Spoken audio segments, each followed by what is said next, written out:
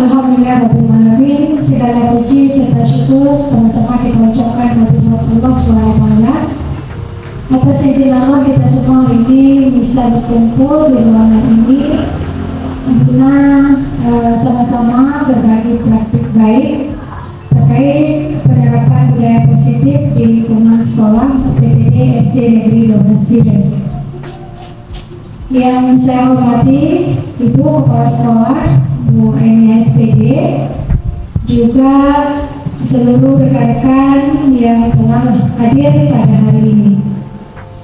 Baik Bapak Ibu semuanya, hari ini saya berdiri di depan tentunya untuk berbagi informasi yang sudah saya dapatkan melalui pendidikan guru penggerak. Informasi nantinya di sini yang saya sampaikan tentunya rangkuman selama 3 bulan yang telah saya lalui. Di sini bukan maksudnya menggurui, namun lebih tepatnya memang berbagi, artinya nanti rekan-rekan juga bisa menambahkan dan lain halnya. Untuk memulai kegiatan ini sama-sama kita minta kesediaan kepala sekolah kita Bu Enia untuk memberikan arahan dan bimbingan guna kelancaran kegiatan kita. Bapak Ibu tepat waktu dipersilakan. Assalamualaikum warahmatullahi wabarakatuh. Puji syukur kehadirat Allah Subhanahu wa taala. Selawat dan salam kepada junjungan kita Nabi Muhammad sallallahu alaihi wasallam. Yang saya hormati Ibu Citra Hayati SPD selaku JGP angkatan ke-7 dari PTD SD Negeri 12 Biren yang telah mewakili kita semua untuk tahun ini dapat mengikuti pendidikan calon guru penggerak. Mudah-mudahan sukses sampai akhir. Selanjutnya Bapak Ibu-Ibu Dewan Guru SD Negeri 12 Biren yang telah berhadir di ruangan ini dalam rangka mendukung kegiatan rekan kita, teman kita dalam mengikuti kegiatan rangkaian kegiatan yang diperlukan untuk memenuhi persyaratan sebagai salah satu calon guru penggerak angkatan ke-7. Ibu-ibu semuanya, kegiatan yang hari ini dilaksanakan oleh Ibu Citra ini dengan judul Diseminasi Penerapan Budaya Positif di Lingkungan Sekolah. Dalam hal ini adalah di lingkungan UPTD SD Negeri 12 Biren.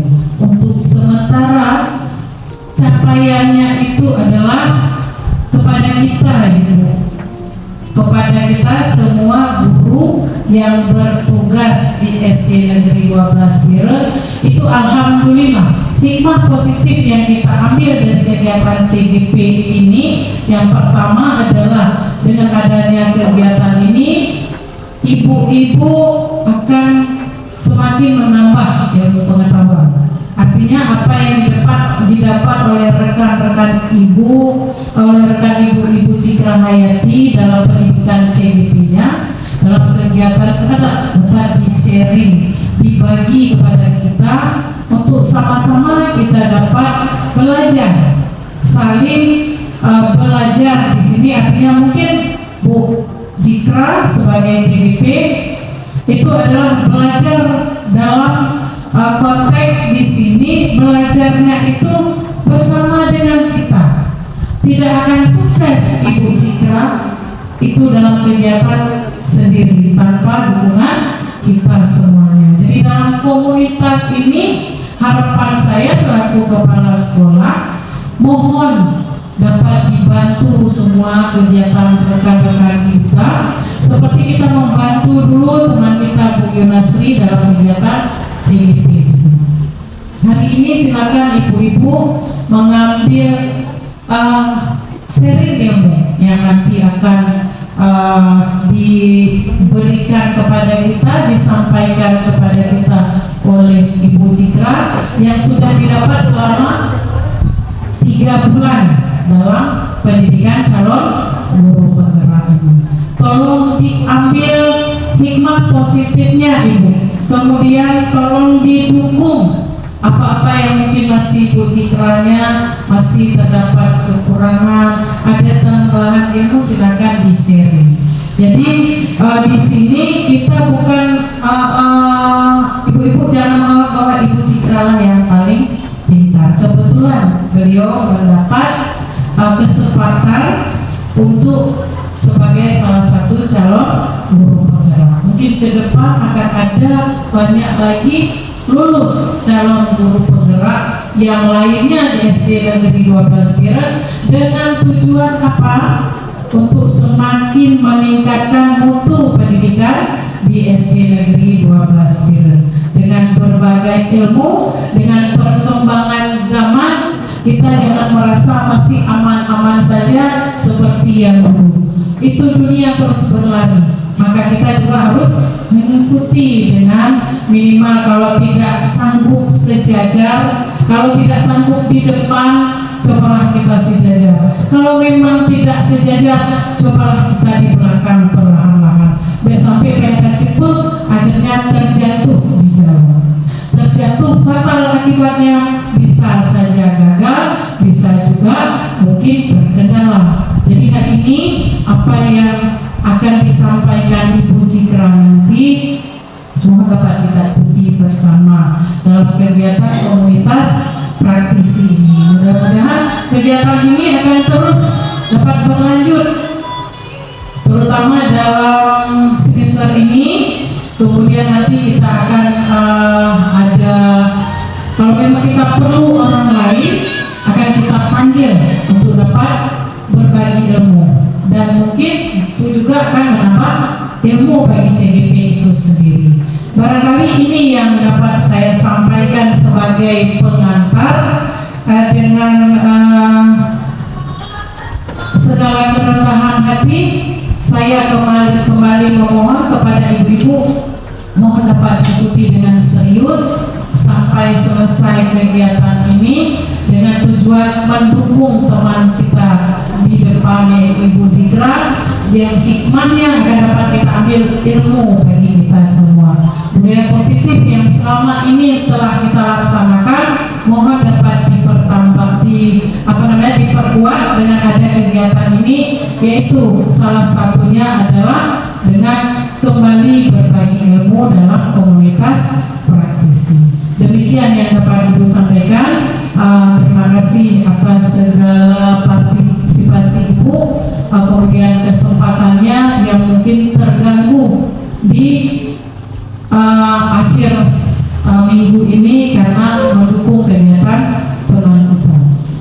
Saya akhiri, billahi taufiq wal hidayah. Assalamualaikum warahmatullahi wabarakatuh.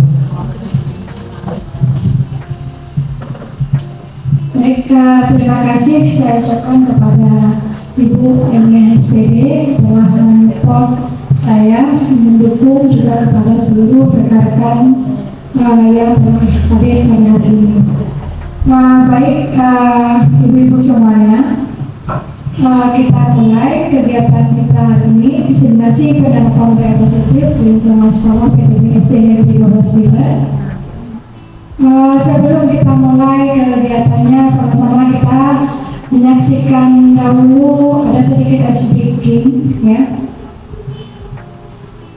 Bapak Ibu bisa perhatikan ke depan. Ini ice breaking ini sangat penting, ya. Kami dapatkan selama mengikuti PDP. Diawali dengan ice breaking inilah kita bisa kita perhatikan. Ini seandainya kita diberikan 3 barang tadi, ada wortel, telur, dan kopi, kemudian kita didihkan. Ini yang pertama kita didihkan, yaitu wortel. Kemudian di mangkuk kedua kita masukkan telur. Di mangkuk ketiga kita masukkan biji kopi. Kira-kira apa yang akan terjadi setelah kita mendidihkan 15 menit? Wortel yang kita tahu tadinya berbentuk apa? Keras, ya. Kalau misalnya telur, cangkangnya keras, di dalamnya itu lembek. Kalau biji kopi keras. Setelah kita didihkan 15 menit kemudian, mari kita lihat apa yang akan terjadi. Wortel masuk dalam kondisi keras, sekarang menjadi sangat lunak. Kemudian telur masuk dalam kondisi lembut di dalam, kemudian menjadi keras. Yang ketiga itu ada bubuk kopi, bubuknya itu hilang. Ya, kenapa dia bisa hilang? Larut, ya. Nah, ini sama halnya seperti kita berubah, belajar tentang perubahan wujud zat. Di sini bubuk kopi ini dia bukan hanya mendidih sendiri atau output hasil yang dihasilkan itu tetap biji. Kalau wortel tadi tetap wortel namun lembek. Kalau telur tetap telur tapi dia keras isinya. Kalau kopi keras biji yang keluarnya air. Air sudah berubah, ya, memiliki aroma yang sangat nikmat. Kemudian coba kita pikirkan sejenak tentang kehidupan kita. Ya, ini dilema kita dulu, termasuk saya pribadi, ya. Bagaimana kita bisa mengartikan sebuah kehidupan bahwa hidup itu tidak mudah, ya. Kemudian hidup tidak selalu menyenangkan. Kadang-kadang hidup sangat keras, betul ya? Kita perhatikan semua yang terjadi tidak seperti yang kita harapkan. Orang-orang tidak memperlakukan kita seperti yang kita harapkan. Kita kerja keras, tetapi mendapat hasil sangat sedikit. Apa yang terjadi ketika kita menghadapi kesulitan? Kalau kita dihadapi sebuah problema, kira-kira apa yang harus kita lakukan sehingga kesukaran itu bisa kita pecahkan? Bagaimana mencari jalan keluar? Kemudian kita pikirkan kembali ketiga mangkok kita tadi. Air yang mendidih itu ibarat persoalan kehidupan. Proses, ya. Kita di sini terserah kita mau jadikan wortel atau jadi telur atau jadi kopi. Kita dapat jadi seperti wortel. Kita masuk dengan keras, kuat, kemudian kita keluar ciut gitu. Dalam artian kan kita di luar mungkin ada keberanian. Nah, iya, begitu kita lihat rekan-rekan atau yang lain yang langsung, aduh saya nggak berani, ya. Padahal kita punya kemampuan. Nah, ini kita berarti seperti wortel. Kemudian coba kita perhatikan, ketika kita jadi wortel ini, kita menjadi sangat lelah, kita sangat kehilangan harapan dan menyerah. Nggak ada lagi semangat berjuang. Karena begitu lihat, lelah, daripada kalah, butuhkan lebih. Udah, karena kita punya kemampuan, ya. Jadi jangan seperti wortel. Apakah kita harus seperti telur? Kita perhatikan. Kita dapat menjadi yang seperti telur. Kita mulai dengan hati lembut, peka, tapi berakhir dengan hati yang keras tanpa perasaan. Ada nggak kira-kira bagaimana? Proses juga karena kekecewaan. Iya, karena adanya kekecewaan. Awalnya kan kita lembut-lembut, mau begitu kita lihat, proses saya nggak dihargai, jadi nggak mau lagi berubah. Artinya nggak mau berbagi lagi. Nah, artinya saya berbagi nggak dihargai, jadi mending saya untuk diri sendiri aja, terus untuk diri. Kemudian kita benci terhadap orang lain. Kenapa kita bisa benci? Karena tadi merasa tidak dihargai. Kita juga benci terhadap diri kita sendiri. Hati kita membeku, tidak ada lagi kehangatan yang tinggal, hanya kepahitan, betul? Ya kan? Jadi jangan seperti telur. Awalnya kita lembut, kemudian jadi keras. Coba kita lihat, kita dapat seperti biji kopi. Air tidak mampu mengubah bubuk kopi. Bubuk kopi yang mengubah air. Kita perhatikan tadi dia masuk dengan biji-bijian keras. Kemudian ketika dia nyemplung ke dalam air itu kita masukkan di ikan, dia yang mengubah air. Apa kira-kira yang bisa kita lihat? Kita bergabung di sebuah instansi sekolah, banyak keberagaman di dalamnya. Ada yang pro, ada yang kontra, ada yang stagnan di situ-situ aja dan merasa nyaman, ada yang orang ingin keluar dari zona aman, berusaha selalu untuk belajar agar ada hal-hal yang baru. Ya. Kemudian airnya berubah karena bubuk kopi. Coba kopi dari sana aja dididihkan di masa orang aromanya masya Allah wangi, baru nikmat ya. Makin panas airnya, makin nikmat rasanya. Kemudian kita memang menjadi seperti biji kopi. Kita membuat sesuatu yang indah dari kesukaran yang kita hadapi. Kita belajar sesuatu, kita mendapatkan pengetahuan baru, keterampilan baru, kemampuan baru. Kita tumbuh bersama pengalaman. Sangat indah ya? Iya, pada akhirnya ini semua akan indah pada akhirnya. Kita membuat dunia sekeliling kita menjadi lebih indah. Kemudian di sini ada sebuah quotes yang dikatakan, untuk sukses kita harus mencoba dan mencoba lagi. Barangkali kita juga tahu ya, sekarang bertebaran di Google itu banyak quotes motivasi, dari artinya tidak ada yang namanya tangga kesuksesan. Begitu kita masuk langsung jadi kepala sekolah atau jadi pengawas atau jadi senior dan sebagainya, tidak ada. Pasti kita mulai dari dasar dulu. Yang harus kita yakini yaitu kita harus yakin apa yang kita punya, terus kita kembangkan dan kita bisa berbagi dengan rekan-rekan. Seperti hal tadi, kita itu harus bergerak bersama. Artinya kalau di sini kita alhamdulillah sudah ada satu guru penggerak, Bu Yun ya. Beliau sudah berkontribusi juga luar biasa menggerakkan di komunitas praktisi. Kemudian saat ini saya dapat kesempatan mengikuti PGP.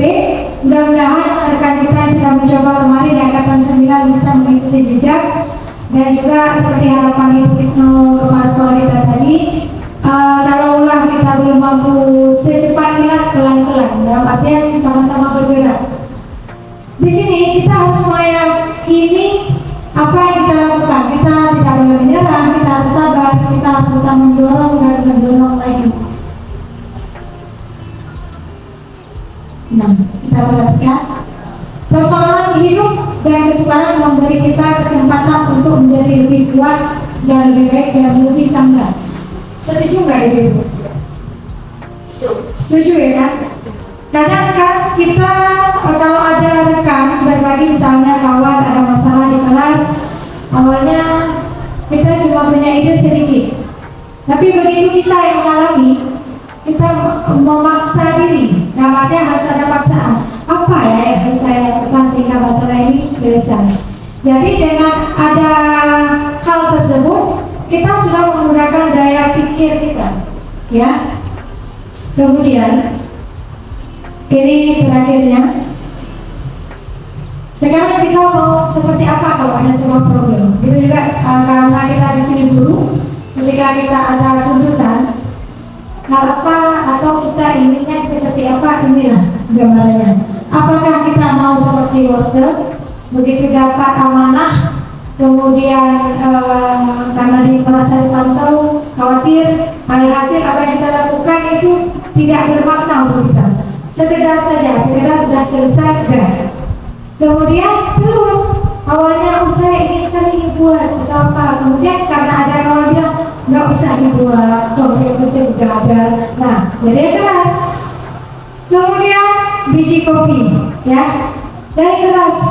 Kadang pun masyarakat bisa kita sampaikan, kawan kita kalau kita lihat apa dia nggak bisa apa atau gimana ya, karena keras sekali. Padahal setelah kita tuntun dia bimbing bersama, ternyata dia bisa seperti biji kopi, ya, supaya menjadilah seperti biji kopi. Nah, itu ice breakingnya. Gambaran sebelum Bapak Ibu kita lanjutkan. Hari ini saya melakukan diseminasi budaya positif berbagi.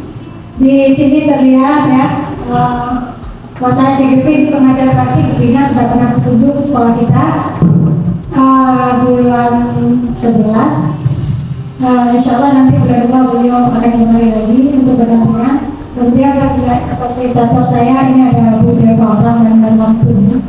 Tertib kegiatan kita hari ini ada keyakinan kelas ya, yang sudah saya ini buat, kemudian coba kita bahas kira-kira bisa nggak kita lanjutkan agar adanya keamanan selama berlangsungnya diseminasi. HP mode silent ya, kemudian raise hand bila ingin bertanya, angkat tangan, saling menghargai pendapat dan tertib saat mengikuti diseminasi.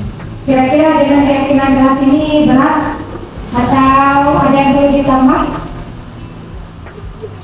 Sudah cukup ya. Baik, nah.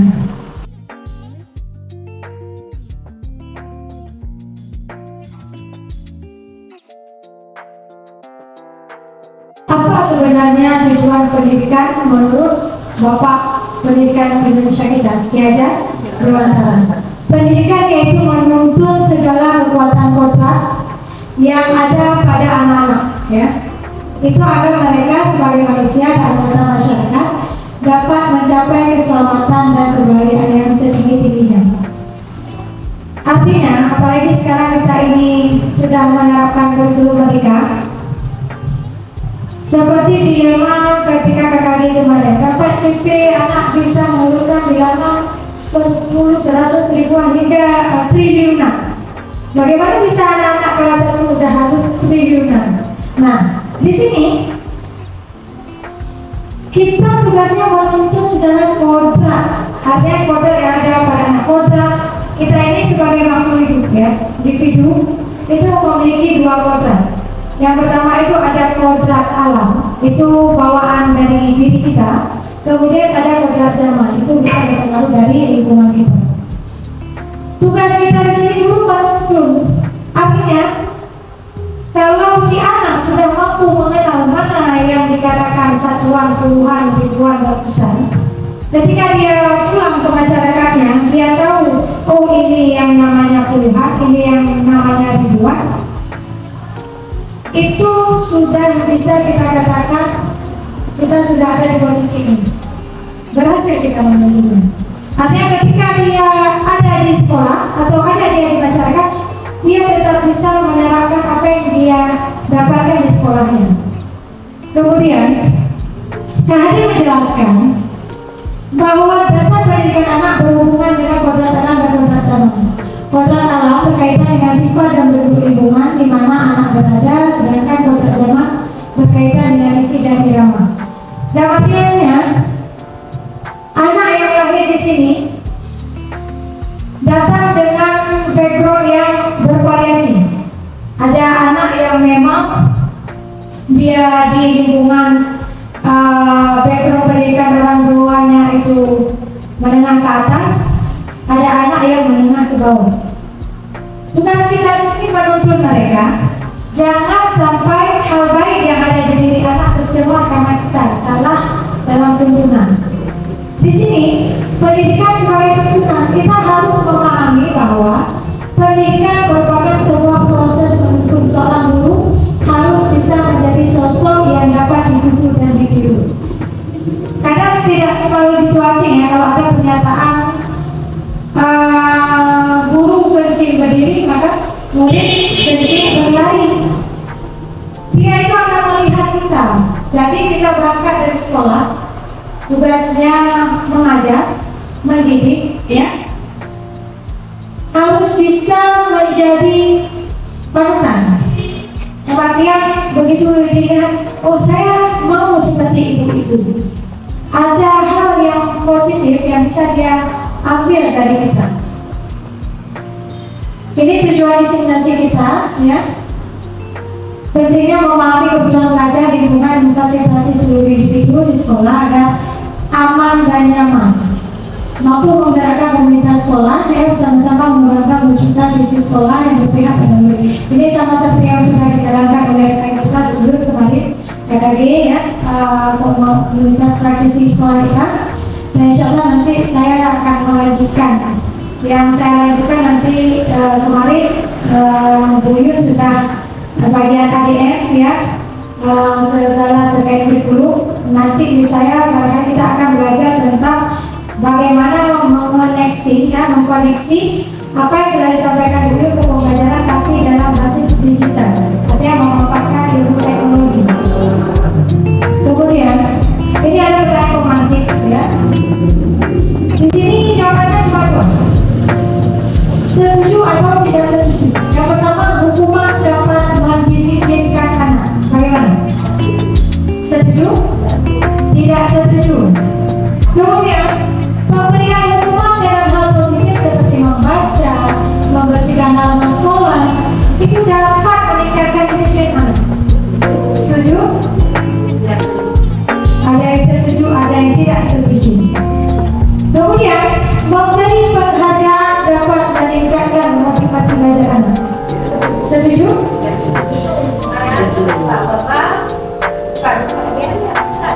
Ya, baik. Ada yang setuju, ada yang tidak. Karena menganggap apresiasi atau hadiah itu tidak semata-mata dengan benda, tapi boleh dengan verbal dan sebagainya. Ada yang tidak setuju. Nah, contoh barangkali mereka sudah dapatkan ini ilmunya selama PDP. Termasuk saya pribadi awalnya menganggap poin ketiga ini sangat baik. Ternyata ketika saya mengikuti pendidikan guru penggerak, ini sebagai ibarat buah semacam kamu. Buah maupun dengan verbal, ya. Susah mengubahnya. Iya betul. Termasuk saya. Barangkali pengalaman saya dalam mengajarkan baru sebiji jagung, ya, seumur jagung, sangat pendek. Ibu-ibu di sini yang sudah senior, hal ini sering sekali kita lakukan. Saya selama saya jadi guru, ini sangat sering saya lakukan. Ternyata ketika saya mengikuti PDP, aduh bahaya. Ya saya lakukan ternyata salah. Di mana salahnya nanti kita lihat. Ini topik yang akan saya bahas ya. Disiplin positif dengan nilai ini, teori motivasi, hukuman, penghargaan, restitusi dia dengan kelas, kebutuhan dasar manusia, kemudian posisi kontrol dan segitiga restitusi. Nah, perubahan paradigma ya. Untuk apa adanya sebuah paradigma? Tentu untuk membangun budaya positif sekolah. Sekolah perlu menyediakan lingkungan positif, aman dan nyaman agar murid mampu berpikir, bertindak dan mencipta dengan mereka mandiri dan bertanggung jawab. Dapat ya? Bagaimana caranya kita bisa menciptakan lingkungan yang anak itu bisa tumbuh rasa cintanya ke sekolah? Ya, ada anak-anak udah jam pulang nggak mau pulang, saking nyamannya dia di sekolah. Kemudian lazimnya disiplin dikaitkan dengan kontrol. Dalam hal ini kontrol guru dalam menghadapi murid.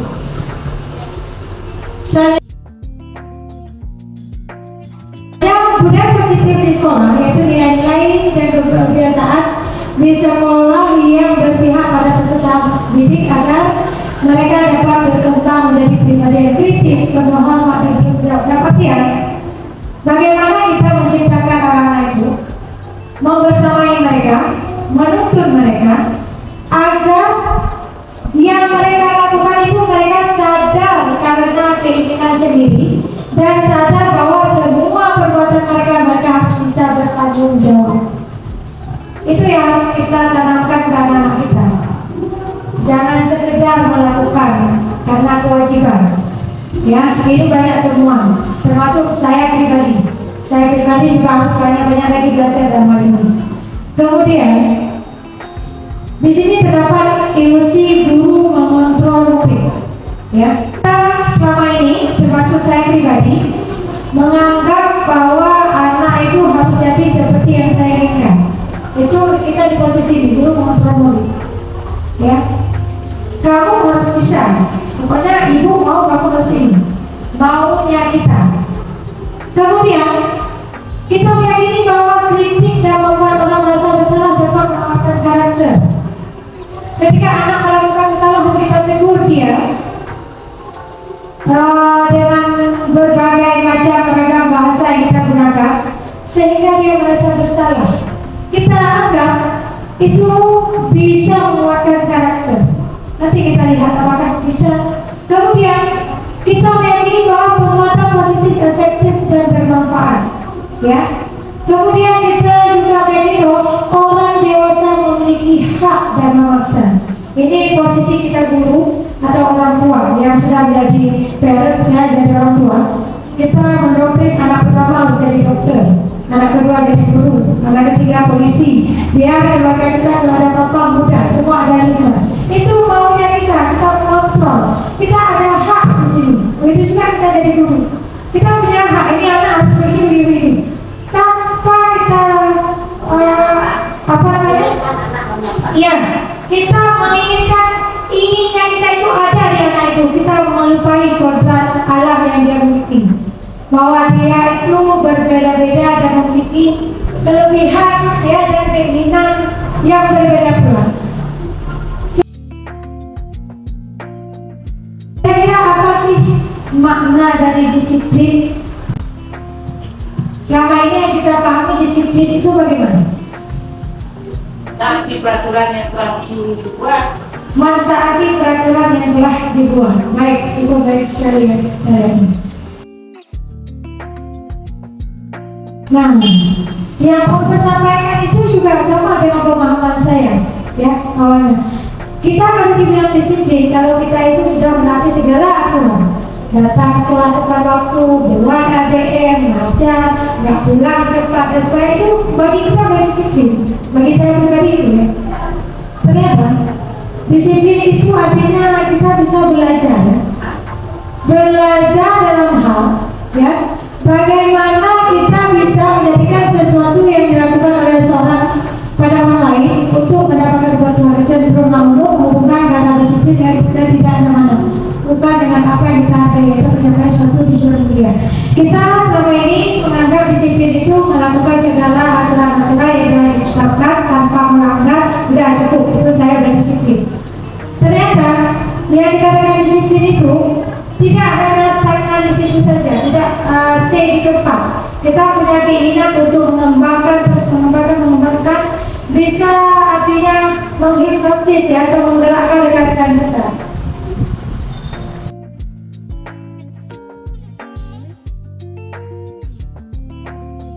Ini yang tadi saya tanyakan, teori motivasi hukuman, penghargaan dan restitusi. Motivasi perilaku manusia. Yang pertama itu ada motivasi eksternal. Untuk menghindari ketidaknyamanan hukuman. Apa yang akan terjadi apabila saya tidak melakukannya? Ini contohnya ya. Kan ibu suruh buat, kemarin kan kita ikut tadi itu praktisi, komunitas praktisi. Kemudian ya. Di sini ketika ibu bilang kemarin rapat kan ibu sampaikan, ibu tidak lupa bahwa ada hal yang belum kita kumpulkan ya. Selama ini kita melakukan, saya harus kumpul, nggak usah open kali lah, benar atau enggaknya, yang penting di meja ibu sudah ada. Itu karena motivasi eksternal ya, karena kita rasa kita itu dipantau, diperhatikan. Kemudian ada motivasi eksternal untuk mendapatkan imbalan dari orang lain atau institusi. Apa yang akan saya dapatkan apabila saya melakukannya? Mau itu? Kira-kira kan? Ini kalau saya kumpul, saya dapat apa ya? Apakah nanti dapat ujian atau apa? Misal, inilah kita gerakkan. Contoh ibu ini, kita ingin kayak gitu, ya kan? Jadi ini motivasi eksternal juga. Kemudian ada motivasi internal, tujuan disiplin positif. Apa bentuk wujudnya? Untuk menghargai diri sendiri, menjadi insan sesuai harapan kita. Kira-kira apa yang dilakukan? Saya akan menjadi orang seperti apa bila saya melakukannya. Artinya, ketika ibu suruh tadi, kita bisa melihat, oh ternyata ini bukan hanya sebuah tuntutan kinerja saja, tapi dengan kita melakukan, kita buat sendiri, dengan gerakan-gerakan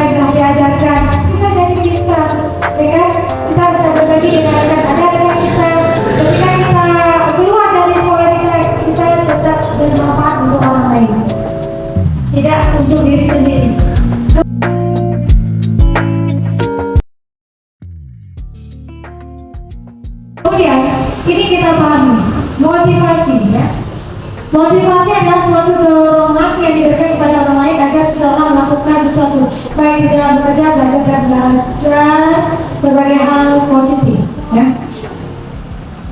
Kemudian hukuman, punishment atau hukuman adalah suatu bentuk prosedur dan tindakan yang diberikan kepada individu dan kelompok atas kesalahan, pelanggaran, atau kejahatan yang dilakukan dalam bentuk reinforcement negatif atau penderitaan dalam rangka pembinaan perbaikan tingkah laku sehingga tidak terulang kembali di waktu. Ini ibu-ibu ya, sudah sangat sering kita lakukan. Ketika ada anak yang tidak mau belajar, kita motivasi, kita backup, kita dukung, kita bimbing dan sebagainya, ya. Karena kita ini dan kita tahu dia memiliki kelebihan yang harus dikembangkan. Tugas kita memberi motivasi. Kemudian hukuman ini, punishment ini juga sangat sering yang diberikan. Bahkan ada beberapa instansi mungkin kalau tidak menyelesaikan ADM atau kegiatan maka ada punishment yang diberikan, dipotong gaji atau gajinya dilambatkan pembayarannya dan sebagainya. Dengan harapan atasan tersebut kita ini bisa disiplin. Ini contoh seperti kita kemarin ya, bisa dibayar di awal, termasuk saya pribadi juga belum siap, ya kan? Karena kita merasa mendapat punishment, nanti kita akan mendapatkan punishment. Ini ada ya satu cerita di sekolah lainnya. Ketika hari pertama sekolah ada ya, ini ada rekan-rekan guru baru bergabung ke sekolah tersebut. Mereka menganggap jadi yang datang yang memang sudah terbiasa. Mereka nggak datang, benar saja punishment-nya apa yang diberikan. Satu semester dicuekin oleh kepala sekolah. Apapun mereka minta ADM nggak mau ditandatangani. Itu dikasih punishment berubah lah. Tahu ajaran baru nggak ada lagi itu. Jadi barangkali saya pribadi atau mungkin kita semua di sini kita menunggu ini dulu baru bergerak. Kalau nggak ada ini, santai lagi aja. Nanti boleh minggu depan dan sebagainya. Karena nggak ada punishment. Kemudian penghargaan sesuatu yang diberikan pada orang atau kelompok jika melakukan sesuatu keuntungan di bidang tertentu. Artinya ada penghargaan, apresiasi ya, seperti misalnya ikut apakah lomba dan sebagainya sehingga ada penghargaan yang kita dapat.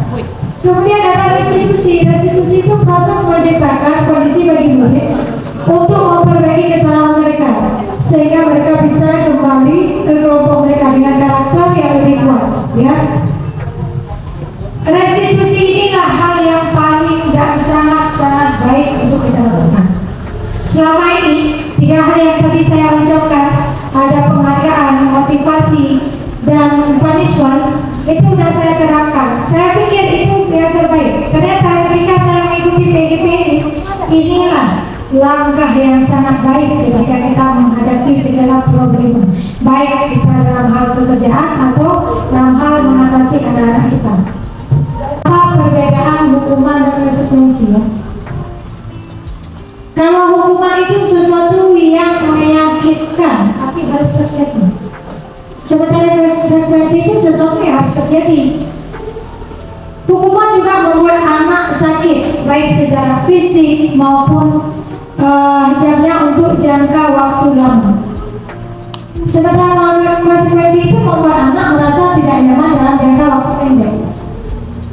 Kalau di hukuman, anak itu membenci kedisiplinan. Contoh kayak tadi, misalnya kita buat kalau dia telat kita kasih ini, sehingga dia benci. Apa itu disiplin sebenarnya? Tapi kalau kita berikan dia konsekuensi, anak menghargai kedisiplinan. Kemudian paksaan, ya. Hukuman itu menjadikan kita sebuah paksaan. Sementara konsekuensi, dia itu bisa memberi stimulus atau tanggapan. Kemudian kalau di rumah juga mendorong anak menyakiti diri sendiri. Dengan kita berikan konsekuensi, mendorong anak akan mudah menyesuaikan diri. Ya, konsep diri yang buruk, konsep diri yang baik, anak belajar menyembunyikan kesalahan. Karena kalau dia jujur, dia kena hukuman. Tapi kalau kita berikan konsekuensi, anak belajar untuk mematuhi peraturan. Dia akan menjadi pribadi yang jujur. Nah, meskipun nanti saya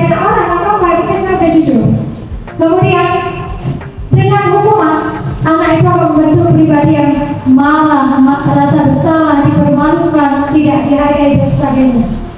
Dengan adanya konsekuensi, dia hanya tahu akan adanya kehilangan hak, dibuat tidak nyaman, diasingkan untuk sementara. Kalau hukuman itu jangkanya panjang, bahkan sampai ya, dia sudah tamat, udah dulu sudah sukses ya, nama kita itu ada dendam ya. Gara-gara itu ya saya begini. Nah itu kenapa? Karena selama ini kita memberi hukuman, bukan konsekuensi. Ya. Ini bisa kita lihat sama-sama, mencatat 100 kali di dalam buku kalimat saya tidak akan terlambat lagi karena terlambat ke sekolah. Kira-kira apa? Hukuman kan atau konsekuensi? Hukuman. Kemudian lari mengelilingi lapangan basket 2 kali karena terlambat hadir ke sekolah. Hukuman. Baik, kita lihat lagi, murid diminta untuk push up 15 kali karena tidak menggunakan masker ke sekolah. Hukuman. Menggantikan kertas tugas teman yang telah dicoret-coret. Konsekuensi.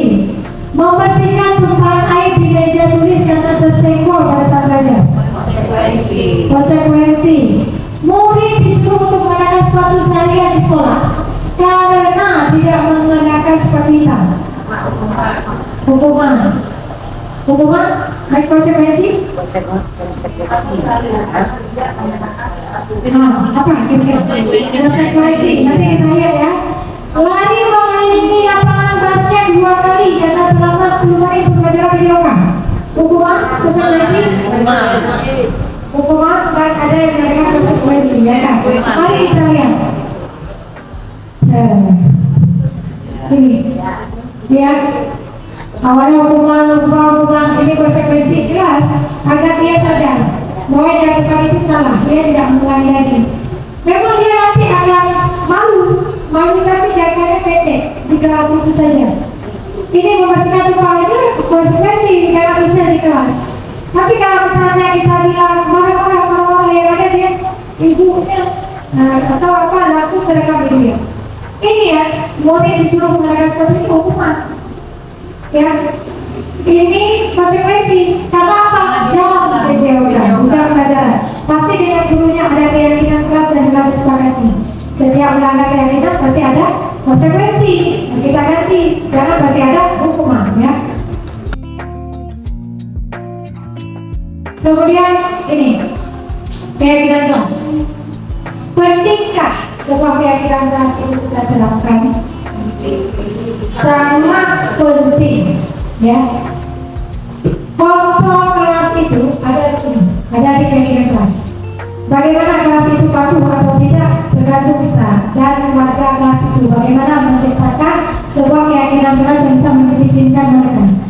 Ini kita ketahui ya, keyakinan kelas salah satu disiplin positif yang kita terapkan dalam membangun budaya positif di sekolah. Dengan keyakinan kelas, di setiap kelas diharapkan dapat mewujudkan tujuan pendidikan yang berorientasi pada profil pelajar Pancasila. Contohnya ini hasil keyakinan kelas 5 ya. Ini keyakinan ini disepakati, bukan kita yang tentukan sendiri ya, artinya bersama-sama. Contoh, bertanggung jawab mengerjakan tugas tiket. Nanti kalau dia melanggar ada konsekuensi, bukan hukuman ya. Kemudian bersikap jujur dan sebagainya. Ini coba kita perhatikan. Bisakah kita membedakan mana yang namanya peraturan, mana keyakinan? Selalu kembalikan buku ke tempatnya. Ini kalau misalnya peraturan atau keyakinan kelas, dia nanti ada poinnya lagi untuk meningkatkan apakah keyakinan kelas itu dibuat, apakah bertanggung jawab atau lainnya. Kemudian dilarang mengganggu orang lain, hadir di sekolah 15 menit. Kemudian dilarang melakukan kekerasan, dilarang menggunakan narkoba bergantian atau menggunakan ini masker, jangan berlari di kelas atau koridor. Ini ternyata ketika kita membuat sebuah peraturan atau keyakinan kelas, ya peraturannya selalu kembalikan buku pada tempatnya. Apa output yang kita harapkan kepada si anak? Anak bisa meningkatkan rasa tanggung jawab, rasa terima kasih udah mengambil kita mengembalikan sesegera mungkin setelah kita menggunakan. Kemudian di dalam mengganggu orang lain, menghormati orang lain. Bagaimana kita ciptakan karena itu dia bisa menghargai orang lain. Kemudian menghormati orang lain dan berkomitmen. Artinya hadir di sekolah 15 menit sebelum pembelajaran mulai. Begitu bel dia tidak ada ditarik-tarik. Bukan karena pantauan kita, tapi karena dia tahu ini keyakinan kelas yang telah kita sepakati. Kemudian dengan melakukan kekerasan ya, tentunya dengan keselamatan, menghormati orang lain dan sebagainya. Kita lihat saja. Kemudian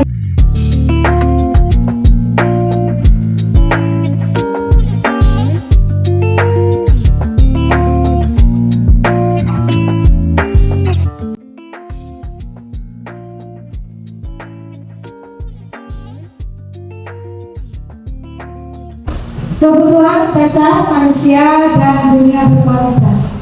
Yang kita ketahui kebutuhan dasar manusia ini apa saja? Kebutuhan primer, sekunder, tersier. Nah, itu juga yang saya pelajari, bahkan sampai anak menengah itu ini yang dia pelajari. Ternyata ya, hal ini bila seorang manusia atau pribadi dia kurang satu poin aja di sini, maka dia tidak akan mendapatkan ini dunia berkualitas. Mari kita lihat kira-kira kebutuhan dasar apa yang sangat penting. Yang pertama, ini berlaku untuk kita juga nama, ya.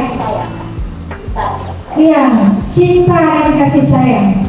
Kita melihat anak-anak itu bagaimana bila dia tidak tercukupi dari kelima poin ini ya. Ada penguasaan, ada kebebasan ya, ada kesenangan. Bila supervisor ini kan bagaimana dia pertahanan diri. Kalau 5 hal ini tidak ada, kurang satu saja dari diri kita pasti langsung gak pas. Ya. Kalau saya misalnya sekalian kalau nggak ada kopi itu nggak iya. Karena apa? Nggak ada ini. Nih, saya senang kalau ada kopi itu bagi saya kopi itu enak nih. Kalau nggak ada kopi nggak iya. Ada aja yang lain. Orang ngomong apa saya tangkapnya apa. Kemudian kurangnya kita diapresiasi tadi misalnya kafe kita juga nggak ada apresiasi. Jadi nggak akan berkembang kita ya. Kalau kelima poin ini ya. Kurang satu aja ibarat kaki ya, pincang, kita jalannya nggak akan sempurna. Nah, ini piramid ya. Ada aktualisasi ini supervisor tadi, pengembangan diri, pemenuhan ideologi dan sebagainya. Keyakinan kita pasti tidak merasa nyaman kalau keyakinan kita diobrak-abrik sama orang. Misal kita yakinnya apa ya kira-kira? Kalau kearifan lokal, misal pengadaan adat-adat itu dijadikan maulid atau apa, kadang orang enggak ada maulid itu pasti marah ketika ada orang melarang dan sebagainya. Kemudian penghargaan, pencapaian status, tanggung jawab dan reputasi, kinerja kita. Kemudian sosial, rasa aman, keamanan, ketertiban dan fisiologis, makanan, minuman ini tersier, kimia, sekunder, semua ada di sini. Barang kata kita punya makanan tapi kita nggak punya baju, bisa kita keluar? Enggak kan? Masih ada yang kurang. Nah, ini ada tugas. Coba kita cermati sama-sama. Ibu Ani, ya, guru kelas 5 di SMP tadi sedang bingung menghadapi ulah salah satu murid di kelasnya, namanya Agus. Beberapa anak telah datang dan mengeluhkan Agus yang sering kali meminta ukang makan siang dengan paksa, ya. Jika Anda menghadapi situasi seperti Ibu Ani, apa yang Anda lakukan? Menurut Anda kira-kira apa alasan si Agus ini melakukan minta-minta makan tadi? Kalau kita di posisi Ibu Ani ini, ya, ada keluhan dari wali murid atau guru lainnya atau orang tua yang kadang anak pulang melapor ke orang tuanya, ada kawan saya si Agus minta makan siang. Apa yang akan kita lakukan selaku gurunya, guru kelasnya?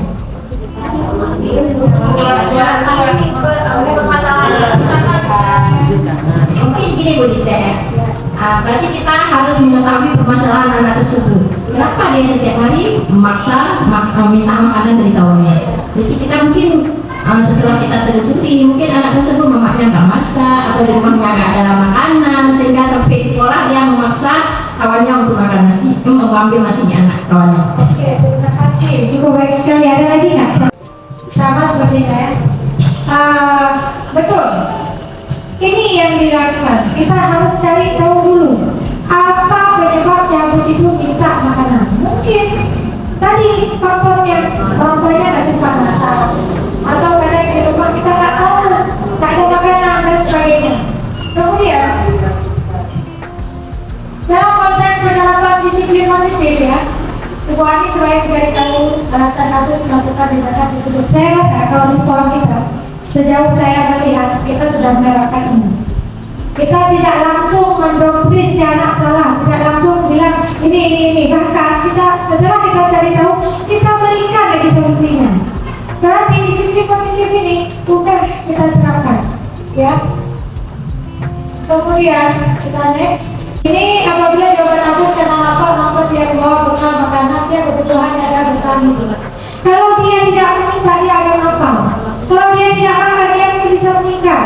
Jadi dia akan melakukan banyak hal, memaksa, mengambil, mencuri dan sebagainya. Karena kalau dia nggak makan hari itu barangkali asal nafsunya naik atau barangkali dia akan meninggal dan sebagainya. Jadi dia memaksa karena bertahan hidup. Kemudian apabila jawaban si Agus ini setelah kita tanyain, ia senang temannya menjadi memperhatikan dia. Berarti apa yang kurang? Kasih sayang. Di rumah orang tuanya kadang sibuk sekali, tidak sempat tanyakan udah makan, udah sholat. Jadi dia di kelas keluar langsung dengan hal tadi, ambil punya kawan. Jadi kan kawan aku tengok tuh siapa ini merasa diperhatikan. Nah, dia mau kekurangan kasih sayang. Kemudian bila jawaban si Agus ini, ya, dia merasa hebat karena temannya jadi takut dan menuruti keinginannya. Ini yang juga anak kita ya. Merasa dia itu bos, saya lah bosnya di kelas. Jadi kalau kawan-kawan tidak ikut saya, ini saya tidak boleh dia. Ya. Ini berarti apa? Pengakuan atas kemampuan. Penghargaan tadi, dia kurang ini kebutuhan dasarnya. Kemudian apabila jawaban Agus karena dia merasa bosan dengan bekal yang dimakan ibunya karena selalu memakan bekal yang sama, itu kebebasan. Karena kebetulan ada pilihan. Kan anak juga mau bervariasi. Hari ini belum belajar, besok ini dan itu. Begitu juga pembelajaran kita berikan. Kalau kita cuma ceramah, dia nggak pernah apa-apa, dia juga akan bosan. Ya, nggak ada kebebasan. Sesekali kita bawa keluar, sesekali kita jadikan materi itu nyanyian. Kayak kemarin saya kira saya mendukung ada mengajarkan mengenal anggota tubuh bahasa Inggris, tapi dengan gerakan kepala, pundak, ujung kaki, tapi dalam bahasa Inggris anak-anak itu dapat. Kemudian apabila jawaban Agus adalah karena iseng aja, dia menikmati ekspresi wajah temannya yang kesal karena kebutuhannya dan tidak dia memiliki kesenangan. Dia kurang kebutuhan dasarnya tentang ibu. 5 kebutuhan anak ini tidak ada yang kurang sedikit pun, maka si anak ini akan jadi anak atau pribadi yang sangat berkualitas. Kita sendiri juga demikian. Ketika kita kekurangan, misalnya ada satu sisi kurang, tapi kalau kita sharing, kalau kita mendorong, membantu, membangkitkan, maka kekurangan itu kita tidak merasakan lagi. Bisa nanti kan kita kendalanya ini kita jumpai. Kalau saya pribadi di sini saya banyak melihat pedagogik itu saya bisa lihat dari Bu Ani, luar biasa sahabatnya. Si Ali yang awalnya dia sahabat dari nangis saja, dia ada nggak di depan kantor, nggak di mana pun. Sekarang kita bisa melihat si Ali yang tersenyum bahagia, ya kan? Udah banyak perubahan. Beliau apakah marah-marah ketika si Ali nangis di depan kantor kita karena Bu Ani, si Ali kita yang melihat selalu Bu Ani, betul dan sebagainya.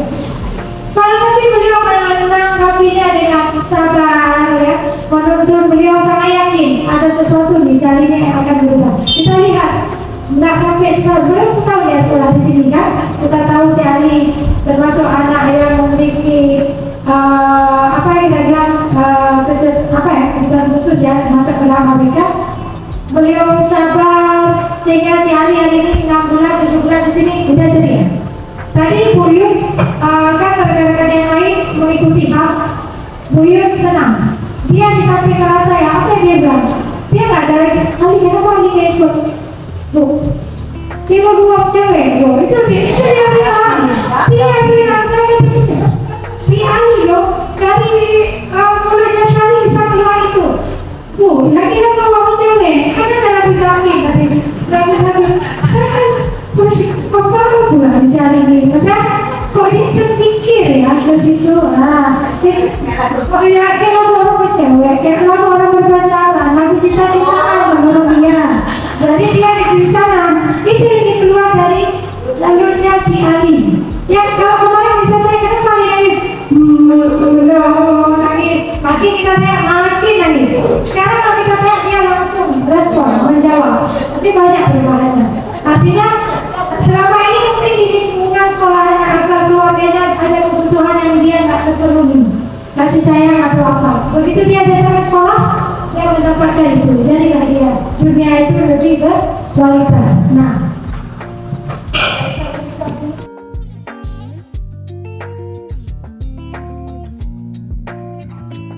posisi kontrol kita ya. Ini tentunya hari ini saya seperti ceramah juga ya. 3 bulan saya mendapatkan pengetahuan, 3 jam harus saya bagikan ini itu. Jadi ini 5 posisi kontrol ya. Ini menjadi dilema yang luar biasa. Saya pribadi ini termasuk orang yang salah menempatkan diri selama ini. Setelah saya mengikuti guru penggerak luar biasa, maka Bu Nunu harus yang berdoa. Semoga nanti dulu ya. Jadi kan banyak sekali di guru penggerak luar biasa. Ilmunya sangat-sangat banyak. Nah, gua sama kesimpulan ya bahwa terdapat 5 posisi kontrol yang dapat didapat seorang guru. 5 posisi itu sebagai pengukur, pembuat rasa bersalah, teman, pemantau, dan manajer. Selama ini saya mungkin stagnan di sini. Manajer ada sesekali, ya sesekali. Nanti kita bisa lihat. Tapi seringnya ini, yang paling ini teman paling sering, karena saya merasa dekat mana itu paling bagus nih. Nah, kemudian ini. Yang pertama, kalau penghukum itu seorang penghukum bisa menggunakan hukuman fisik maupun verbal. Kamu aja, kamu aja. Nah, itu posisi kita di penghukum. Ketika dia membuat kesalahan yang kita lakukan, cip, coba atau kamu aja, kayak nggak ada yang lain. Ini penghukum. Kemudian, begini Bu, kalau si L posisi saya sebagai pengontrol udah, sebagai apa udah, ternyata pendekatannya memang harus dipanggil di antara mana-mana. Segi 3 restitusi juga nggak mungkin. Jadi harus ada orang yang memang dipercayakan. Jadi memang terkadang dulu harus di posisi yang sebenarnya memang begitu. Tapi di saat kita tidak mampu, memang harus kita libatkan orang. betul. Nah, itulah yang namanya kolaborasi ya. Memang sangat penting. Jadi kita pahami dulu kelima posisi ini, di mana kita selama ini dan apa yang harus kita lakukan ketika kita melakukan atau mendapatkan suatu masalah. Ketika si anak membuat suatu kesalahan, kita di posisi nomor 2, membuat orang merasa bersalah. Pada posisi ini biasanya guru akan bersuara lebih lembut. Ya, benar salah. Kan sudah ibu bilang jangan ke sana. Itu kan kakinya udah terjang baku. Jadi saya, oh iya ya, saya nggak dengar ibu. Ya. Kayu buka. Iya, masa kita aja nakal. Dari nakal kita punah. Jadi anak akan membuat rasa bersalah. Yang ketiga, kita menempatkan diri sebagai teman. Bagaimana contohnya? Guru pada posisi ini tidak akan menyakiti murid, namun akan tetap berupaya mengontrol murid melalui persuasif. Adanya persuasif itu kan mengajak. Kita bilang, ayo kamu pasti bisa. Kita udah tahu nih, ini ada langsung kita lanjut. Tapi bisa, ibu yakin bisa. Jadi dia akan berpotong. Kalau ada ibu itu saya nggak akan bisa, karena Kalau ibu ini amidon, gitu kan, yang kita memposisikan teman. Yang keempat, monitor atau pemantau. Yang monitor berarti mengawasi. Ini ya, mungkin saya sekarang kerap kali di posisi ini. Saya kan benar sini baca depan kantor. Nah, maaf kalau udah lihat saya, masuk semua, kan? Pujilah. Mereka merasa saya ini memantau mereka, saya berdiri aja senyum, dia nggak ada, saya marahin. Orang tuh merasa saya ada di sini. Itu lagi dia. Misal belajar istirahat 9:45 harusnya di kelas, mereka masih lari. Saya sering tuh di depan berdiri senyum aja. Nggak ada, masuk, nggak ada. Senyum aja. Tapi mereka satu persatu, ya sister, ya cari, harus masuk. Karena mereka merasa saya mengawasi mereka. Kemudian posisi kelima ini posisi yang sangat dianjurkan, manager. Artinya posisi terakhir manager adalah posisi mentor ya. Artinya kita sebagai orang di depan yang bisa memfasilitasi dia, di mana guru berbuat sesuatu bersama dengan murid, mempersilahkan murid mempertanggungjawabkan perilakunya, mendukung murid agar dapat menemukan solusi atas permasalahannya sendiri. Nah, ini kan sering nih anak-anak hilang sepatu akhir-akhir ini. Kita panggil dia dulu, kita tanyakan dulu, nanti ada di praktik segitiga restitusi, ya. Sehingga si anak ini sadar itu karena kelalaian, dan dia sadar ke depan dia akan menjaga agar kita hilang lagi. Ini posisinya, ya. Ini contohnya, ya. Saya kecewa sekali dengan kamu. Kamu tidak pernah benar. Ayolah lakukan dengan ibu, karena ibu. Apakah kamu mendapatkan segala dan sebagainya, ya. Kemudian ini praktik yang beliau sampaikan tadi.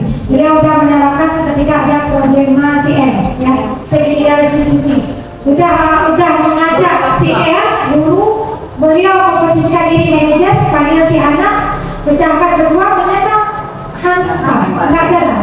Harus ada orang lain pendukung, ya. Nah,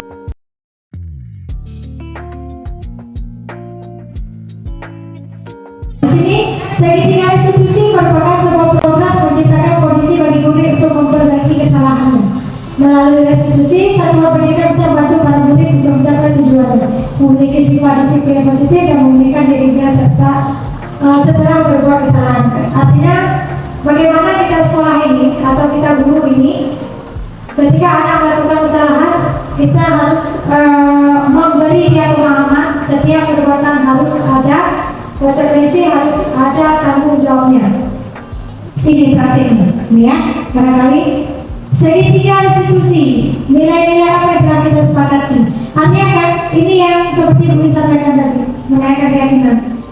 Dipanggil dulu si L-nya, panggil, tanya kenapa kamu buat ini, apa kendala, dan semuanya. Kemudian baru menstabilkan identitas, kita kasih tahu kalau yang dia lakukan itu keliru, salah. Kamu tuh harus memperbaikinya. Kemudian baru validasi kebutuhan. Sebenarnya ini anak butuhnya apa sih? Setelah kita tahu, oh ternyata ini yang dia butuhkan, kita sepakati bersama, ya. Nah, ini caranya. Ini seperti yang saya praktekkan kemarin, ya, bersama Sakina dan Miesta, ya. Nanti bisa jaga gininya. Kemudian di segitiga restitusi ini, kita memang menempatkan diri di manajer. Artinya kita individu, face to face dengan anak secara personal. Kita yang telusuri dulu kesalahannya, kita kasih tahu dulu sehingga dia paham dia membuat kesalahan. Kemudian kita sepakati apa yang harus kita lakukan untuk memperbaiki kesalahannya, sehingga betul-betul dia berubah bukan karena kita, tapi karena dia sadar kalau dia lakukan kesalahan, dia harus menjadi pribadi yang lebih baik. Kemudian, nah ini yang terakhir. Hal baru apa yang Bapak Ibu dapatkan setelah mengikuti disimulasi restitusi? Saya mau ada dua yang memberi tanggapan, boleh berdiri atau ke depan, boleh. Penutup kita, ya. Ini hal baru apa yang Bapak Ibu dapatkan setelah mengikuti disimulasi restitusi ini? Ada yang mau memberi argumennya? Setelah pencapaian pemeriksaan, boleh, nggak apa-apa. Kita bisa menggunakan prakasa bahasa, ya, utamakan bahasa Indonesia, bahasa bahasa daerah, atau bahasa asing, ya. Itu yang makanya kita ngomong campur aja biar dia terbiasa. Ya, kalau seperti saya kalau di grup tuh sering diketahui sama rekan kita paham apa ya, mereka itu mempelajari bahasa asing ya. Itu juga anak-anak. Ada barangkali yang mau menyampaikan ini sebagai refleksi kita. Hal baru yang saya dapatkan selama ini kami memberi pujian dan hukuman supaya anak ini disiplin. Kami pikir itu sudah merupakan suatu perbuatan yang baik dan mulia. Ternyata tidak. Itu yang saya dapatkan. Tenang, cuma di sini bisa saya katakan bahwa sebagai guru kita harus selalu memberikan dorongan untuk anak-anak. Misalkan biasanya yang saya lakukan dalam memberikan anak-anak ini jawaban ataupun menyuruh mereka untuk menjawab soal-soal yang saya berikan, biasanya saya kan selalu sering ya, bukan biasanya, misalkan gini, saya panggil siapa yang dari tadi saya merasa dia memang kurang ngerti atau tidak memperhatikan saya pada saat memberikan penjelasan. Terus mereka kemudian saya tanyakan, ayo nggak apa-apa, coba. Biarpun mereka menjawab salah, saya selalu bilang bagus. Ada lagi yang bisa memberikan tambahan atau apa? Rupanya itu memberikan motivasi mereka bahwasanya jawaban mereka itu dihargai oleh guru walaupun salah, dan akhirnya si guru memberikan ini loh yang betul. Gitu. Berikan dulu kepada pengajar. Luar biasa ya. Beliau pemahaman beliau hampir sama dengan saya sebelum saya mengikuti ini. Pujian itu sangat baik, bisa membangun karakter anak. Dia jadi mau. Ternyata setelah kita pahami bersama itu keliru kita lakukan. Kenapa keliru? Karena membunuh karakter anak. Sadar atau tidak? Padahal dia mampu bereksplor lebih karena kita udah alah si A-nya lebih dulu. Memang dia jualannya, memang dia ini. Anak disuruh sana, dia ingin sekali maju. Karena kita selalu mengutamakan yang ini.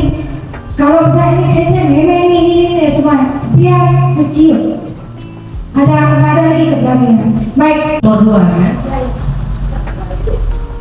Bagaimana bentuk perubahan yang Bapak? Bagaimana bentuk perubahan yang Bapak rencanakan ke depan setelah memahami materi ini? Sebenarnya materi ini sudah saya dapatkan 1,5 tahun yang lalu.